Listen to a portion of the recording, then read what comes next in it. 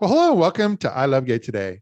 And we are back in the world of sports and we are here with Amazin LêThị. How are you? Good, thank you. So wonderful to continue to be on your show every few months and share my work. I love it. And there's been a lot going on in the world of sports between the Olympics that we just had and then just last weekend, the Copenhagen World Pride and EuroGames combined, that all wrapped up as well. So, but you've been very involved with all of that.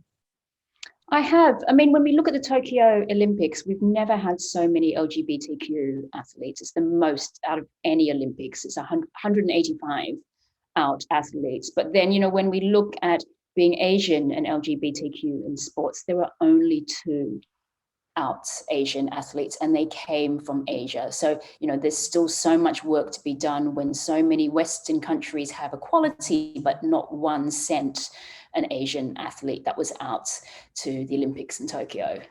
So you're saying there's still quite a lot of work to be done. There is, and so much kind of cultural understanding of, why that is, because you should be able to bring, your whole self to the game, and sport should be welcoming for everyone. And particularly when we look at, so many countries around the world that have equality, but so many ethnic minority groups just still feel like they just can't be out in sports, even in the West. Well, you've been doing a great job of kind of being out there at the forefront and telling this story. I've noticed that you over the last few months you've been speaking and on a variety of different panels and different opportunities to kind of get that message out.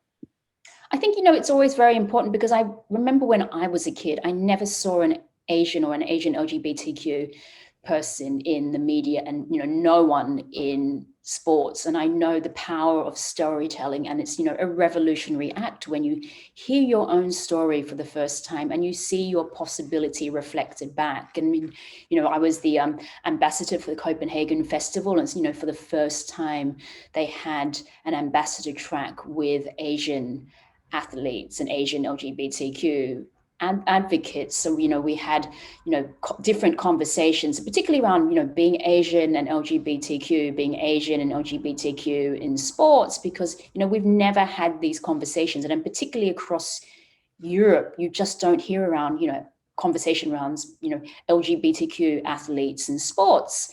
Yeah. So I had one particular panel with Coca-Cola Europe, and my friend who's the other Asian ambassador, John Lee Olsen, who is the third gay professional ice hockey player in the world, which is incredible, and the only one, only out Asian LGBTQ athlete in Europe.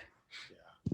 No, again, since all that just wrapped up too, and so you were involved, but I know that everything was a little bit subdued because there's this fourth wave with the pandemic, and I know that there was a lot that they did in order to be able to really kind of be extra safe and so forth. But were they still able to make an impact with everything that we saw from that? I always think when you do things, I mean, we've been digital for the past year and a half. Yeah. And actually you can reach more people, because when you're in person doing an in-person event, only so few people can be there. But digitally, it can be recorded. People then can watch it back. And then also, if you're struggling to come out, it's a way anonymously to log in online and, hear your own story reflected back without fear of, violence or discrimination, depending, where in the world you are. So I think we've realized the capability of, digital access to the world. Yeah, I was actually in Europe over the last 2 weeks, and knowing that World Pride was like right around the corner there, it was interesting because I was able to watch it kind of in real time while I'm in the same time zone on Twitter. And they were from between the Human Rights Conference that they had and just so many activities. And they Copenhagen brought in a few influencers and had them kind of go around the city and enjoy the games and really report on all that, but from a very live, as it's happening point of view. It was very interesting. I know it was, and I think it's a shame that COVID ruined such a pinnacle moment, because never in history has a World Pride and a EuroGames been in the same country. And obviously the next World Games will be in the Southern Hemisphere for the first time in Australia, and then what that means for the Asian LGBTQ community. Yeah. But there's a lot you're involved with and that's coming up over the next year, Commonwealth Games and so forth. Tell us a little bit about what you'll be up to. Yes, so I'm involved with the Beijing Olympics with different corporate partners and different governments. around, you know, what kind of conversations can we have around the Beijing Olympics when it comes to LGBTQ rights. I'm a Pride House ambassador, so I'll be looking at the Commonwealth Games, and for the first time at the Commonwealth Games, we'll be able to discuss, you know, being Asian and LGBTQ in sports in the Commonwealth.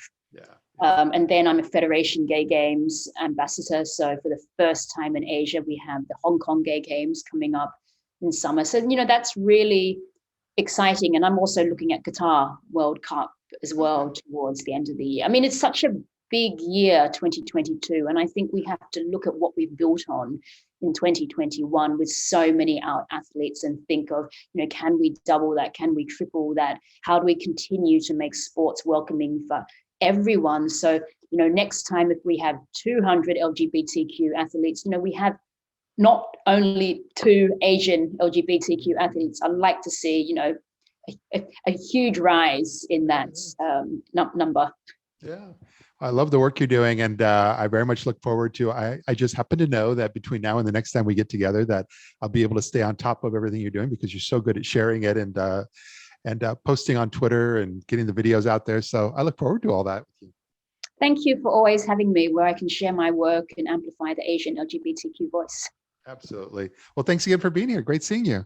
Thank you. It feels good, so good.